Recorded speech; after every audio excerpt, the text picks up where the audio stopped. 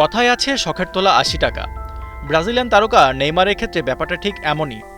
মাঠ এবং মাঠের বাইরে সমানভাবে আলোচিত এই ব্রাজিলিয়ান তারকা সম্প্রতি আবার আলোচনায় এসেছে ব্যাট মোবাইল কিনে।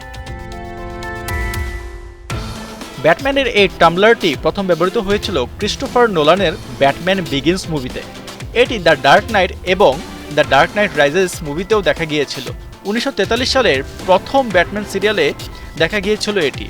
অবশ্য এই আধুনিক টাম্বলারটির মতো ছিল না, তবে সূত্রপাত কিন্তু সেখান থেকেই। নেইমার জুনিয়রের গাড়ির প্রতি আলাদা ভালোবাসা নতুন কিছু নয়। তার সুপারকার কালেকশনে আছে ল্যাম্বরগিনি ভ্যানেন, মাসেসারি MC-12, ফেরারি পুরোস্যাঙ্গে, অডি R8 স্পাইডার ছাড়াও ১৫টির বেশি বিলাসবহুল স্পোর্টস কার। সবশেষ যুক্ত হলো এই ব্যাটম্যান অটোমোবাইলটি। প্রায় ২০ কোটি টাকা মূল্যের এই গাড়িতে রয়েছে ৫০০ হর্স পাওয়ারের V8 ইঞ্জিন। আদামার কাবলারের ডিজাইনে ৫০ জনের একটি দল টানা ৩ বছর দিনরাত এক করে বানিয়েছে এই গাড়িটি। সাধারণত এই ইঞ্জিন মাস্ট্যাং GT এবং ফোর্ড F-150-র মতো গাড়িগুলোতে ব্যবহার করা হয়। এছাড়াও মুভির সাথে মিল রেখে ব্যাট মোবাইলের পেছন দিয়ে আগুন ছড়ার ফিচারও রাখা হয়েছে। এত কিছু থাকার পরেও এই রেপ্লিকাটি শুধুমাত্র ঘরে সাজিয়ে রাখার জন্য। সড়কে চালানো সম্পূর্ণ অবৈধ, তাই হয়তো সাও পাওলোর সড়কে এই গাড়ি চালাতে দেখা যাবে না ব্রাজিলিয়ান সুপারস্টারকে।